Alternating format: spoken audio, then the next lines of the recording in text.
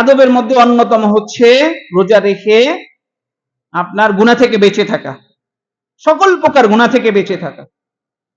আল্লাহ রাসূল সাল্লাল্লাহু আলাইহি ওয়াসাল্লাম বলছেন, যে ব্যক্তি রোজা রেখে মিথ্যা কথা বলল এবং মিথ্যা অনুযায়ী সে কাজ করা ছাড়লো না, তার উপবাস এই রোজা রেখে কোনো লাভ নেই। এর জন্য আপনি রোজা রেখে সকল প্রকার গুনাহ থেকে বাঁচা। আমি রোজা রাখি কিন্তু 5 ওয়াক্ত নামাজ পড়ি না, রোজা রেখে কোনো লাভ নেই, সওয়াব হবে না ভাইরা। কারণ আমি রোজা রাখছি ফরজ বিধান, কিন্তু নামাজটাও ফরজ বিধান, তো নামাজ ছেড়ে আমি গুনার কাজ করলাম, জঘন্য কবিরা গুনাহ করলাম। মুসলিম অমুসলিমের মাঝে পার্থক্য হচ্ছে আসসালাহ। আমি নামাজ রোজা রাখলাম কিন্তু নামাজ পড়ি না, সালাত পড়ি না 5 ওয়াক্ত, ফজর, যোহর, আসর, মাগরিব, এশা। কাজের দোহাই দেই যে হুজুর আমার ডিউটি আছে, না না, এরকম দোহাই দিয়ে লাভ নাই। আপনি এরকম দোহাই দিয়ে আপনার আল্লাহর কাছ থেকে আপনি পার পাবেন না।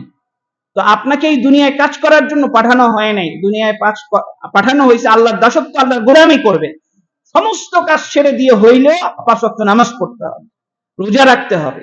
যেই ডিউটি আপনাকে আল্লাহর দাসত্ব করা থেকে বিরত থাকে, সেই ডিউটি আপনার জন্য হারাম। এর জন্য যেই ডিউটি আপনি নামাজ পড়তে পারেন না, রোজা রাখতে পারেন না, মুসলিম হিসাবে আপনি ভিক্ষা করে খাবেন,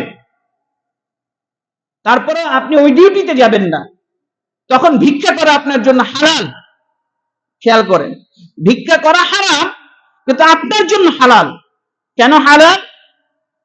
কেন?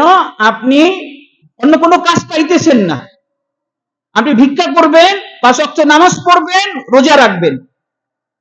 আর আপনি কাজ করেন, নামাজ পড়েন না, রোজা রাখেন না, তাহলে ওই কাজটা, যেই কাজ আপনার শরীরকে দুর্বল করে দেয়, যেই শরীর দুর্বল হওয়ার কারণে আপনি নামাজ পড়তে পারেন না, রোজা রাখতে পারেন না, তখন এইটা আপনার জন্য হারাম, কিন্তু ভিক্ষা আপনার জন্য হালাল। দেখেন, এর জন্য ভাইরা আপনি বিষয় বুঝার চেষ্টা করুন। আবেগ দিয়ে সবকিছু তো মানলে হবে না, বুঝতে হবে যে আমাকে এই দুনিয়ায় পাঠানোর উদ্দেশ্য হচ্ছে আমি তার কথা মানবো, তার কথা অনুযায়ী চলবো, তাই না?